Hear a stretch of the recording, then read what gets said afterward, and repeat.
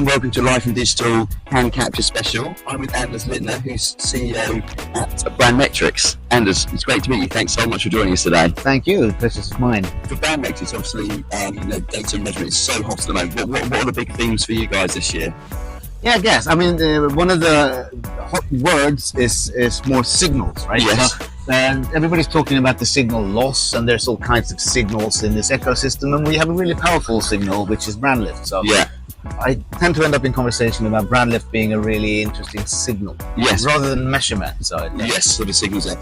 So from when you're speaking to people about signals in a complex ecosystem, when you're speaking to brands and publishers and agencies, what are the kind of things people are, I guess, so two questions, we're most interested in and most concerned about? What are the key themes for them?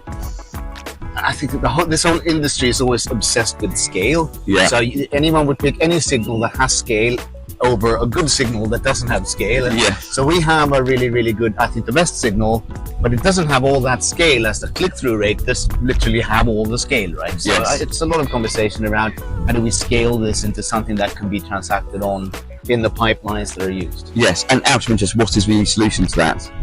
It's a lot of the, I think this is interesting, right? Because we used to have all these irrelevant metrics like impressions and unique browsers and viewability, and then the click. Yeah. Some of this data is just delivery of campaigns. Some of it is the small fraction of campaigns that converts to clicks. Yeah. But most of ad effectiveness isn't people clicking on things.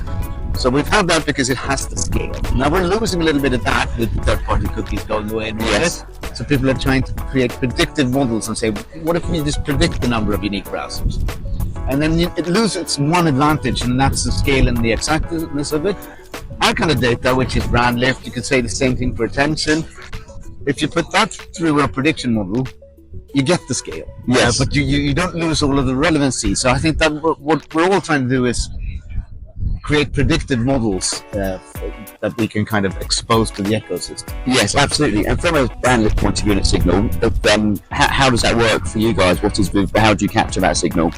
I mean, today we are very much a metrics company or even a measurement company. So publishers are they're customers of ours. They install the platform. So it's installed on more than 5,000 domains, this platform, which means they can run measurements using our platform. And that's not really a signal, right? It's a report coming back saying this campaign was pretty successful or it was shit, right? Those are the two things. But so we're gradually turning it into a more scaled signal. We are still fumbling. We're not there, but we're moving pretty fast. Great stuff. Exactly. And so other things we've been talking about this week have been things like CTV, the out-of-home world. Is that coming into your? Oh yeah, indeed. I mean, we made a very conscious decision to go and crack the CTV space. Okay. Like Christmas, so it's 5-6 months into doing it, but we are working with some of the big CTV players, and I guess from a brand metrics perspective or brand lift perspective, all of the money that comes into CTV is brand money, right? Yes. It's very little conversion money, so it's all this money looking for verification that it's working. So that's a nice demand for us. Yes, absolutely. And things move fast within ad tech and the ecosystem. It's a big year coming up with the end of the cookie. Yep. Where do you think we'll be in a year's time if you're looking at the brand measurement, brand lift? Where do you think we'll be at in a year's time? Yeah, I'm still trying to figure that out. I mean, first of all, Cannes is two ecosystems, right? It's not one. It's what's happening in the Palais, which got that's the really important stuff. It's the brands and their products, and it's the creativity. Absolutely. All of those things are given when it hits ad tech. Then we have no conversation with the brands about what they should be doing or even the creativities. We just use that, and so I think the ad tech system is not very happy at this moment. Yes. I mean, we've seen Oracle doing stuff. We've seen some. It's been a very tough. Kind of sad. Now the other ecosystem's not doing so well either. But I think everybody's trying to figure out how do we connect these two worlds? Like how do we connect the brand and creativity side of things with the pipelines that we use in ad tech? Yes. A year from now, that was the question, I guess. Maybe a little closer to understanding where we're going, but right now we are very much in insecurity is the kind of paradigm we're all in. I think. Yes, yeah, and it's interesting. Obviously, as a staffing company, we see that play out, and we have a kind of a broad view because we work with tech platforms, brands, agencies, and publishers. So we do get kind of the whole ecosystem, and UK, Europe, and America.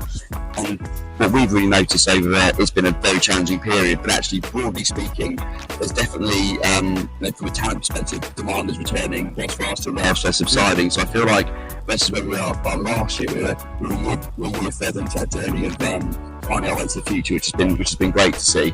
And out of interest, when you're so immersed in what you're here for, do you get a chance to listen about creativity and going and looking at other parts of Cannes? No, I'm not exposed at all to the content side of this. I mean, there's the odd panel that you're on the beach, but I'm on that beach to meet people, not to listen to the panel. This is probably interesting, and I heard some good stuff yesterday, but it's just random. Yes, yeah. Piece it together. Good stuff. Well, thank you so much for your time. I really appreciate it. Appreciate it. Thank you, Anders. Real pleasure.